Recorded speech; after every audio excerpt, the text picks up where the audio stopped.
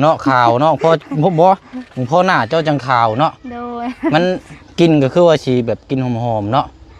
ใช่อ่ะถ้าเบิ่งอยู่ฮะชื่อเตะเฮิงนะบ่นี่นะโดย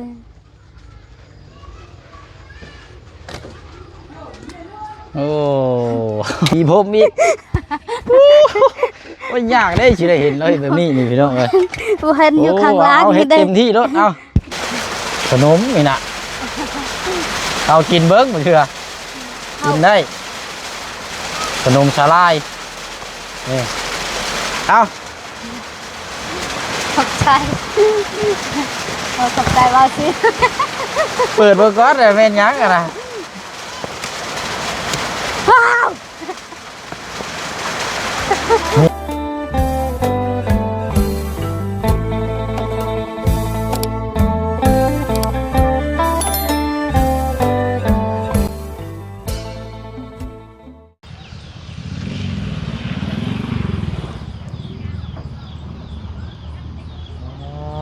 โธ่เอาแล้วบัดนี้พี่น้องเอ้ยนึกว่ามันสิหยุดสิเศร้าอะไรฟ้าฝนเองก็ได้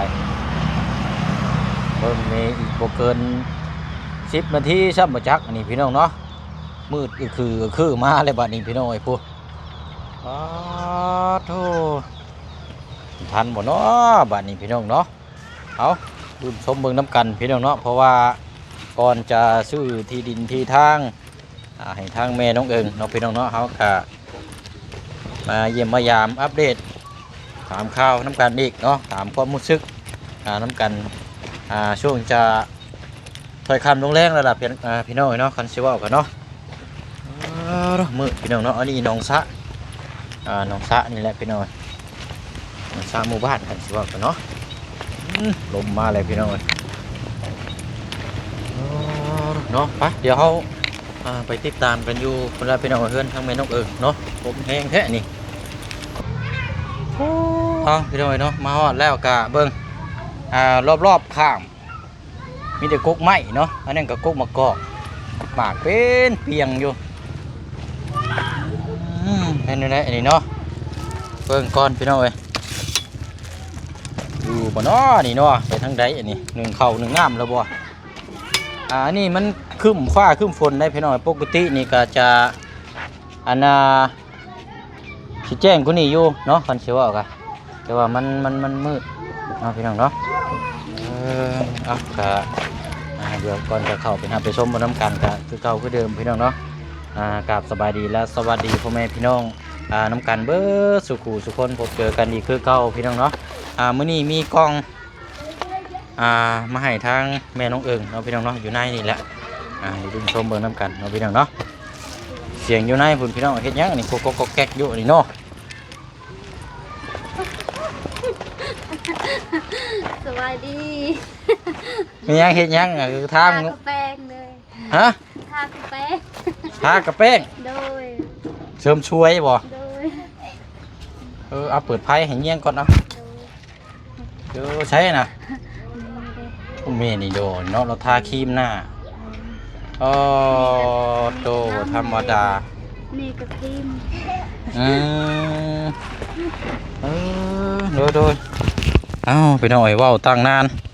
นี่เสียงบ่เนาะบัดนี้เนาะขอโทษขออภัยหลาย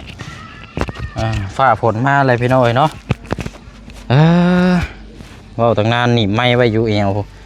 เอาแม่น้องเอิง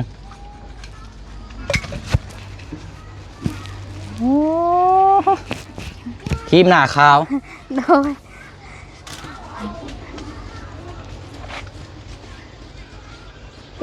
เนาะขาวเนาะพอผมบอกพอหน้าเจ้าจังขาวเนาะโดยมันกินก็คือว่าชีแบบกินหอมๆเนาะโดยพี่น้อยเดี๋ยวมากผ่านผู้สาวบ้านนี่เดี๋ยวเห็นยาเจ้าบัดเราแต่งตัวแต่งกายอันนี้นี่คือยามเห็ดเบี้ยกนี่ก็บ่ได้แต่งเนาะยามไปหาอยู่หากินอันนี้ยามเลิกเวียกเลิกงานเนาะเสริมความสวยความงามแล้วพี่น้อยใช้อันเครื่องจะมีใช้ดิปติกอยู่ใช้นี่สติ๊กสียังนะสีส้มโดยใช้ถ้าเบิ่งอยู่ฮะ ชื่อแต่เฮิงนะบ่นี่นะ โดย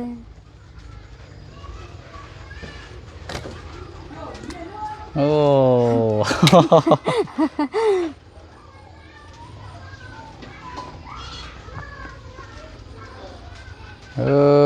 เนาะเพราะมันเป็นแบบคันท่าไปเลยขึ้นหน้าแบบคือสิเป็นแบบมันๆเคลือบๆเนาะ โดย มันก็เบิ่งแบบว่ามีออร่าหน้าตาก็คือแบบผ่องใสได้ปีผมอีกว่ายากได้สิได้เห็นเลยแบบนี้นี่พี่น้องเอ้ย บ่เห็นอยู่ข้างล่าง เอาเฮ็ นี่ ด เด้ เต็มที่รถเอา โดย เอาถือว่าเปิดแบบแต่งความสวยความงามช้าเนาะ โดย สิได้เริ่มต้นชีวิตใหม่เลย โดย โอ้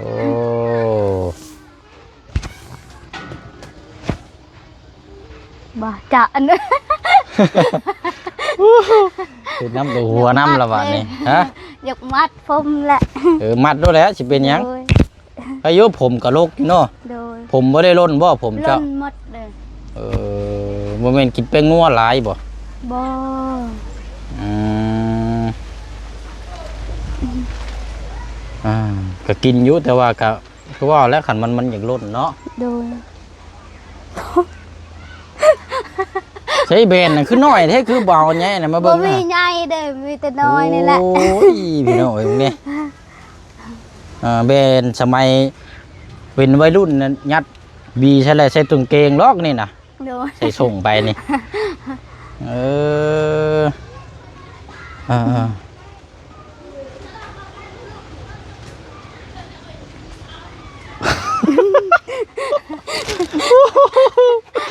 โอ้ยนี่นี่ แหละงามแล้ว ใช้อันนั้นได้ใช่อันนี้บ่ถุงใช้เครื่องสำอางนะ โดยนี่บ่ได้ลายเด้นำ ใช้ไหนมีจักยากอันนี้ มีแต่ซองนี่ล่ะ ครีม โดย อันนี้ครีมทาบ่นี่นะ โดย ตัวนี้ครีมมันเซตอันนี้เนาะ โดย ลิปสติก โดย ไม่ยังชาอันนี้นะสำลีเป็นยังสำลี สำลี อ๋อสำลีใส่ตัวนี้บ่ โดย แล้วก็เซตแล้วก็จังตัวนี้บ่ โดย เออเนาะพี่น้อยใช้น้ำหอมได้ใช่ บ่มี เหรอ บ่มี น้ำหอมสีนได้ โดยบ่มี บ่มี โดย โอ้ยเนาะขาดน้ำหอมเนาะ โดยบ่มี เบิ่งคันว่าแต่งโตเนาะคันสิว่าก็แต่งเนื้อแต่งโตนี่แตกต่างกันกับแต่ก่อนนี่รอพี่น้องเนาะเพราะเจ้าคันว่าจะมีโทรศัพท์นั่นเจ้าไปเบิ่งรถในคลิปบ่เชียงตอนบ่เชียงเขามาหาเจ้าน่ะ โดย โอ้ยคนละอย่างคนละเรื่องกันเลยช้ำอยู่ดอกเอ้ยกับน้องคันสิว่าค่ะเนาะ โดย อย่าบอกแล้วว่าแต่งหน้าบ่ทันได้อาบน้ำนะ อาบแล้ว บ่แต่งหน้า เมื่อแต่ซอนกับเซียวเด้ซอนปลาซอนพวกเด้ ไปกับเซียว โดย ไปละบ่าวเซียวเบาเซียวเอ้ยเซียวเบิ่งตกเงินเฮาจอดรถเห็นแต่กกไม้มันหยัง ใบไม้แล้ว ใบ ว่า ไม้ด้วย นี่น้องอ่อนว่าอยู่ ใบไม้มาตองเนี่ยเฮาจอด แต่ว่าอัน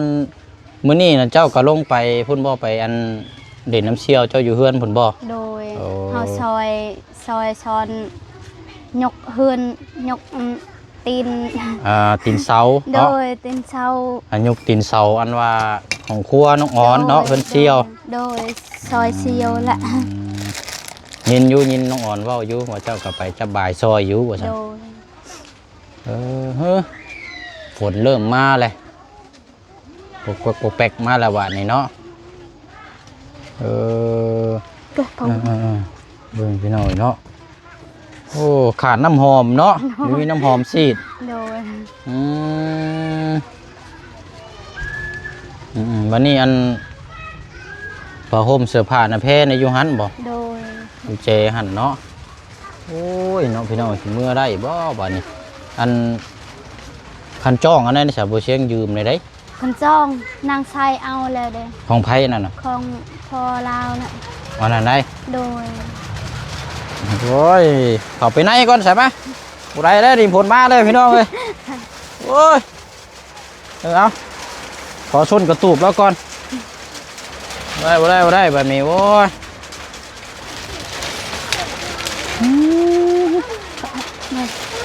บ่ได้คิดว่าสิตกแห้งพี่น้องเอ้ย ใต้ตัวเลือกลวก เนาะเอ้า เลือกลูกพัง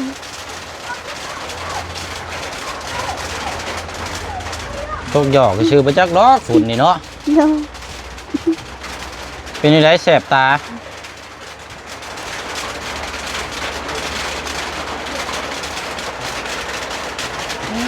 ขันได้จับแบนนี่เนาะเงี้ยงตลอดปัดใส่ปัดขัว แบบเลือกลวก เนาะ ชากาแฟ มาปกติได้พี่น้องไอ้ไผก็คือกันนั่นแหละก็ความสวยความงามเนาะมันมีไผแล้วไผก็อยากสวยอยากงามคือกันนั่นแหละอันได้ยังจะกินข้าวมื้อนี้แม่น้องเอิง กินข้าวซอนปลาแหละ สอนปลา โดย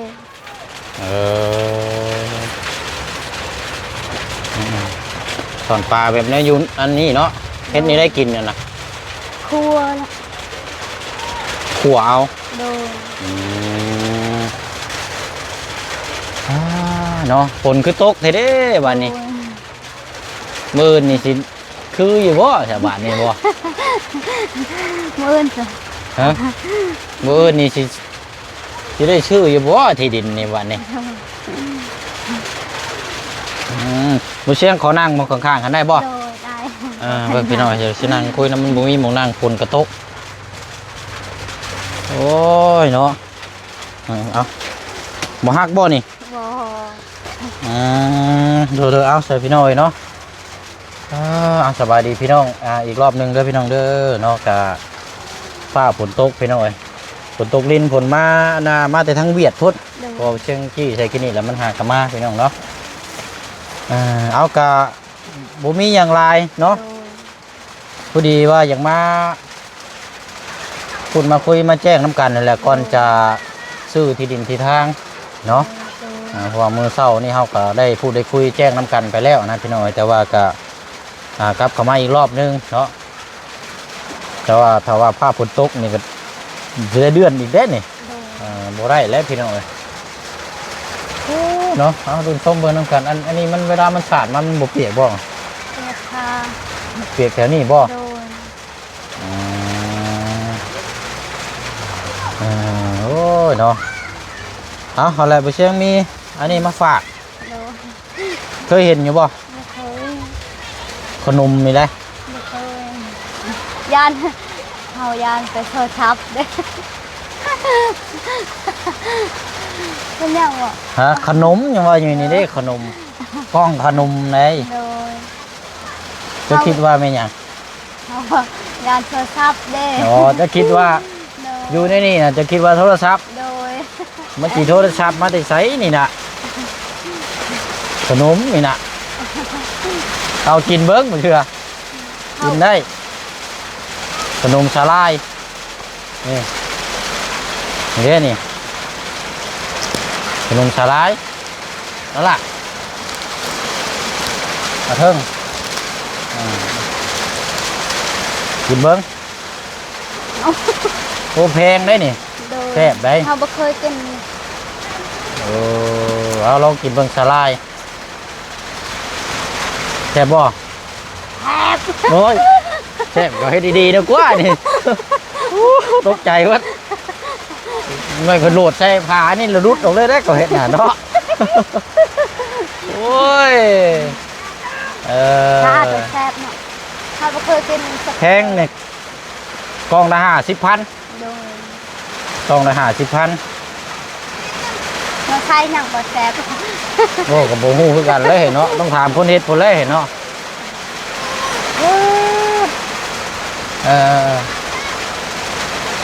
ฝนตกดินพี่น้อยเนาะโอ้ยเอากะนั่นแหละเป็นถุงสลายเอาให้ทั้งน้องเพิ่นกินได้ไกอันนี้กับทางเบิ่งถ้าว่าฝนตกแห้งก็อาจจะได้เดือนเด้อ โดย เพราะว่าบ่มีหยังแน่นอนได้พี่น้องเพราะว่าเฮาเฮ็ดเวียกนี่เฮาเฮ็ดนี่เฮ็ดได้อยู่แล้วพี่น้องแต่บ่เชียงย่านอย่างเดียวคือย่านฝนตก โดย ถ้าเฮ็ดเวียกกับฝนนี่เฮ็ดบ่ได้อยู่แล้วพี่น้อง โอ้ย เพราะว่ามันเวลามันก็ อาจจะใช้เวลาแน่เนาะเพื่อจดเพื่อแต้มเพื่อแปะโป้เพื่อคุยรายละเอียดที่แจงกันมันก็ใช้เวลาแน่เนาะนี่ยันฝนตกแบบนี้พี่น้องเอ้ยแต่รุ่นเบิ้งมืออื่นจังเทื่อมันตกแต่ตอนแรงแต่ตอนเว้นนี่สิมันบ่ตกนะพี่น้องเอ้ยเนาะแต่รุ่นชมเบิ้งน้ำกันใช่แซ่บอยู่บ่ แซ่บหมดแล้ว เบิดเลยโอ้ยมานั่นมาบ่กล้ากินเอา ขอบใจขอบใจว่าสิ เปิดเบิ่งก่อนเลยแม่นหยังกันนะ ว้าว หยังเฮ้อ เงิน ใส่เบิ่งอยู่ห่างเบ้ายกมาเบิ่งมีเดี๋ยวว้าวว้าวยกมาเบิ่งเลย เขาคิดไปขนมเด้ เฮ้อคิดว่าแต่มีแต่ขนม โดย เอาเฮ็ดเจ้าหนึ่งสอง ว้าวเคยเห็นเด้เราบ่เคยเห็น พูดแล้วซะนี่พี่น้อยเนาะจับอยู่นี่กล่องยูนไปพุ่นเลยบาดนี้เนาะเอามาพี่กล่องนะมานี่ก่อนอันพากันไปพุ่นก่อนลูกละพากันไปพุ่นก่อนน้องเอิ้งเอาน้องไปพุ่นก่อนลูกไปพุ่นก่อนเด้อเดี๋ยวพุ่นอันนี้เป็นยังไงจากร้านหานับเบิ่งอยู่ฮะ บ่เฮาบ่ฮู้นะ เอานี่เด้นี่นี่ แนบเฮาบ่ฮู้นะ ก็นับ1 2 3นี่ได้เอานับเบิ่งนี่1 2มียังนะ อายุ โอ้ยอยากเป็นแท้นี่เอ้ยเอา1 2 3 4 5 6 7 8 9 10 11 2 3 4 15เอ้าแม่นบ่ แม่นค่ะ เอาเฮ็ดไปว่าจะว่ามันติดกันบ่จักเอาเฮ็ดไปอีกไม่มึงอยู่หะนี่เจ้าเฮ็ดแบบนี้บ่นี่เฮ็ดแบบนี้เอาลงสิรถเอา1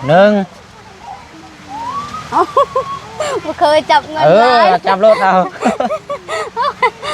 ตื่นเต้นเลยเนาะ ก็เป็นจับได้หลายเด้ เอาไม่เอา เอา 1 2 เอา 3 4 5 6 7 8 9 10แล้วเอาใช้อีกต่อไปอีก11 2 13 14 15 16กินนี่บัด15บัดนี้บัด16บัดนี้เนาะ16 ล้านกีบไปหน่อยเนาะเป็นนี่ได้เป็นอันจับเงินก้อนแบบนี้นี่จะเคือแล้วนี่จับนี่ เคย เป็นครั้งแรกบ่เนี่ยนะ โดย โอ้ เคยจับซ้ เฮ็ดยุกขึ้นสิอยู่ให้ยุกขึ้นสิอยู่นี่เลยสินี่เลยสิจับแบบนี้ยังได้โชคได้ลาภนี่จับแบบนี้สิแบบนี้พี่น้อยเนาะ16 ล้านกี้ครั้งแรกเนาะ โดย โอ้ตื่นเต้นบ่ ตื่นเต้นละ ของเรายิ้มตลอดดีใจ ตื่นเต้นนะ เอ้ยเนาะ เคยจับได้เงินหลายเลย เอากะ เคย สรุปง่ายๆเด้อสรุปง่ายๆกะแต่งหน้าแต่งตาทาปากทาคิ้วพี่น้อยมันความสวยความงามอยู่แล้วเนาะคันเชื่อว่าก็ความเปิดโชคเปิดลาภ โดย หลังจากทาคิ้วไปแล้วปึ๊กมาเห็นเงินเลย ยัง โอ้ยบืดจิบทาคิ้วอยู่เนาะ โดย พี่น้อยเนาะเอากะสรุปแล้วพี่น้องเนาะเงิน16 ล้านกีบนี่บ่เชียงถอนมาเพื่อมากาเกียมซื้อที่ดินให้ โดย เด้อ โดย เพื่อนกาเกียมมาซื้อที่ดินให้ก็ที่ดิน14 ล้านเนาะแล้วก็อีก2 ล้านเพื่อค่าธรรมเนียมพี่น้อยเอามา16 ล้านเลย โดยแต่เกิด แต่เกิดมาไม่เคยจับได้เงินหลาย นี่ก็จับเงินหลายก็ตื่นเต้น เลยเอาดีแล้วเนาะก็ให้เรามาบายก้อนพี่น้อยบายเอาโชคเอาลาบบายเอา เงินทองไหลมาเทมาก่อนเนาะก่อนสิเว้าก็ก่อนสิซื้อที่ดิน แต่ว่าก่อนสิซื้อก็สิได้นำเงินก้อนนี้บายอยู่แต่ว่าบายมันก็แปลว่าเฮาก็ยังบ่ได้ยังอันนี้ปานใดเนาะบายแล้วก็มอบไปเลยนะแต่ว่าอันนี้ก็มาให้เราบายแล้วให้เรามาจับมาเบิ่งกับค่าก้อนนะพี่น้องเอ้ยเป็นก้อนใหญ่เนาะครั้งแรกเจ้าคิดทีแรกเจ้าคิดว่าโทรศัพท์เป็นบ่คิดโทรศัพท์นี่แหละเพราะว่าเราอันโทรศัพท์เราบ่มีพี่น้องเอ้ยเนาะเนาะเอาจังไดก็จังว่ากันเนาะโอ้ยมาใส่กองคืนเดี๋ยวไปเชียงอันนี้พี่น้องเอ้ยชื่อที่ดินให้แหละเด้ออันนี้เอามาให้จับให้บายให้เอาโซกเอาใส่อยากเบิ่งหลายๆบ่เคยเบิ่งเพราะว่าเบิ่งแล้วก็เราคงสิบ่ได้บายเงินแบบมีก้อนนี่จ้าคือนะพี่น้องเอ้ยเนาะแต่เกิดมาก็บ่เคยเห็นมันลายอันนี้ก็ถือว่าโอ้ยเนาะเอาโซกเอาลาบเอาอันนี้มาให้บายให้ค้ำให้คูณก่อนสิเริ่มซื้อที่ดินแปลงใหม่เนาะอะไรก็ขอให้มีแต่แนวดีๆบ่ให้มีแนวมาคัดไม่คล้องเนาะมีแต่สิ่งดีๆเข้ามาในครอบครัวเราพี่น้องเนาะทั้งผู้ให้แล้วก็ทั้งผู้รับทั้งผู้เบิ่งทั้งผู้แยงน้ำกันเบิดสุขทุกคนนั่นแหละพี่น้องเนาะรวมถึงทั้งบุเชียงแล้วก็ทั้งทีมงานน้ำกันเบิดสุขทุกคนนั่นแหละพี่น้องเนาะเพราะว่าทั้งบุเชียงแล้วก็ทั้งทีมงานหรือว่าทั้งผู้ใหญ่หลายผู้หลายคนเนาะยกตัวอย่างก็คือบุเชียงนี่ก็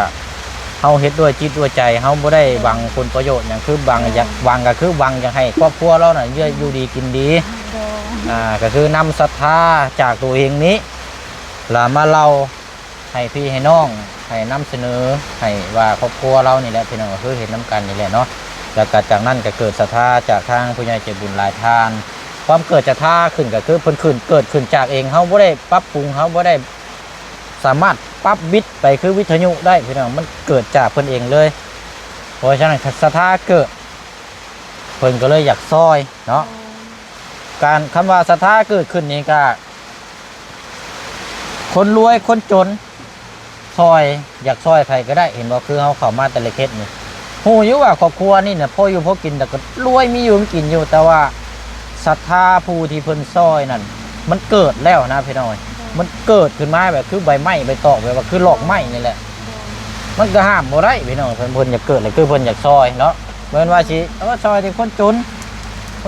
ก็มันก็บ่แม่นนะพี่น้องอันนี้บ่เชียงเว้านี่ตามความเป็นจริงเด้อนี่นะพี่น้องเนาะไผอ่อนและนี่เนาะเอาอะไรก็เพราะฉะนั้นก็ศรัทธาเริ่มใสศรัทธาเริ่มใสเนาะสองอย่างนี่ก็คือเกิดจากทางผู้ใหญ่ผู้ที่เมตตาพี่น้องเนาะบ่ว่าสิจนบ่ว่าสิรวยถ้าเกิดความศรัทธาขึ้นนี่เพิ่นซอยเลยเบิดเนาะแล้วเพิ่นก็เบิ่งการกระทำผู้เฮ็ดผู้สร้างผู้เบิ่งมาเนาะก็คือบ่เชียงตัวบ่เชียงนี่ก็คือกันผู้ใหญ่ที่เพิ่นสิให้มอบหมายมาให้นี่ก็บ่แม่นว่าเพิ่นสิส่งมาปั๊บเลยได้พี่น้องเอ้ยบ่เพิ่นเบิ่งมาติดตามบ่เชียงมานี่เป็น 2-3 ปีเนาะบางคนบางผู้ใหญ่นี่เพิ่นติดตามมา 2-3 ปีก็เพิ่นสิมอบหมายให้บ่เชียงนี่มาเป็นสะพานบุญให้นี่พี่น้องเพราะเพิ่นต้องเบิ่งเฮานิสัยเฮาว่าเป็นแนวใดเป็นคนบุคลิกแบบใดเนาะไว้ใจได้บ่เป็นคนโปร่งใสบ่เป็นคนแบบบ่กระลอกกระแลกบ่นะพี่น้องเนาะอันนี้ก็แน่นอนเนาะเพิ่นต้องเบิ่งอยู่แล้วพี่น้องเบิ่งแล้วเพิ่นก็เลื่อมใสในศรัทธาเนาะอันนี้ก็คือมันเกิดศรัทธาจากเพิ่นเองครับพี่น้องเนาะเพราะฉะนั้นก็คือบ่เชียงได้รับศรัทธาจากทั้งผู้ใหญ่มาแล้วบ่เชียงก็จะทำหน้าที่ให้ดีที่สุดเนาะแต่ว่าอันใดบางสิ่งบางอย่างที่มันผิดพลาดไปก็มันบ่มีไผอยากให้มันผิดพลาดหรอกพี่น้องแต่ว่ามันเกิดผิดพลาดไปแล้วเฮาก็จะต้องเข้ามุกเข้าใจน้ำกันนะพี่น้องเนาะเอาดีใจน้ำเด้อแม่น้องเอิงเด้อเอาให้เรามาบายเงินมื้อนี้พี่น้องโอ้ยเอาเถื่อนอนมาแรงฝันดีๆแน่เนาะฝันดีว่าเมื่อคืนนี่ฝันดีฝันอะไรฝันเขาให้เขาฮะเอาเนี่ยพันว่าเขาให้ยังพันโอ้เขาให้หักแพงเขาเลยแบบมันยังกับเขาถืออยู่นี่นะมันยังอยู่นี่นะฮะคือพอได้พอเฮา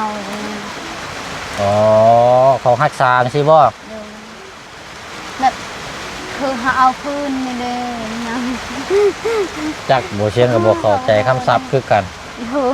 เอาอย่างไรก็ได้แต่เนาะขอให้เป็นแนวดีเนาะมื้ออื่นเจอกันเด้อมีแต่ว่า 11 โมงถึงเที่ยง โดย บ่เชียงก็สิแจ้งบอกทีมงานแล้วพี่น้องมาเบิ่งนํกันหลายคู่หลายคนถ้าว่าฝนบ่ตกวันเวลานั้นหมายเนาะตื่นเช้ามาบ่เชียงจะลงไปเอาไปซื้อขายน้ำในบ้านพี่น้อยเอามาไว้เตรียมไว้แล้วก็นัดมาแล้วก็มีแต่พ่อซื้อปั๊บก็แม่นจบแล้วก็เซ็นแปะโป้ไปอย่างเช่นซื้อเช่นหยังก็เบิ่งรายละเอียดนํกันก็แม่นว่าทำติดตามขั้นตอนต่อไปอีกบัดนี้เนาะเอาบ่เชียงกลับก่อนเด้อเอาสบายดีทั้งพี่น้องก่อน สบายดี โอเคเอาอะไรพี่น้องเด้อแล้วลำลาน้ำกันคือเก่าเนาะพี่น้องฝ่ายพี่พี่น้องติดตามเบิ่งน้ำกันเนาะพี่น้องเนาะเรื่องที่ดินที่ทางที่ซื้อให้เรานี่แหละพี่น้องเนาะก็เบิ่งน้ำกันเบิ่งแย่งบ่ปะบ่ทิมกันเนาะพี่น้องเนาะฝนตกแล้วบ่เชื่องสิฟ้าฝนเมื่อแล้วก็มืดอีกซ้ำพี่น้องเนาะเอาบ๊ายบายเด้อพี่น้องเด้อเนาะกลับก่อนบัดนี้ เจอกันเฮามื้อ โดย เอาไม้มาโอ้ยพี่น้องเอ้ยเอาจังหน่อยก็ได้กินสาลายอยู่เนาะบ่ได้กินอันน่ะเรากับครั้งแรกใช่ไหมเนาะโอเคแซ่บบ่แซ่บแล้วเนาะโอ้ยบ่มีคันจ้องครับวันนี้เนาะโอ้จนมืดพี่น้องเอ้ยเนาะเอาละมึงเนี่ยมืดแท้มืดว่าอะไรนี่พี่น้องไอ้บ้านนี่ปุ๊ห้องยังบ่เห็นเลยเอาลำลาก่อนบ๊ายบายเลยพี่น้องเด้อเนาะบ่สุขุสุคนย่างก่อนบ้านนี่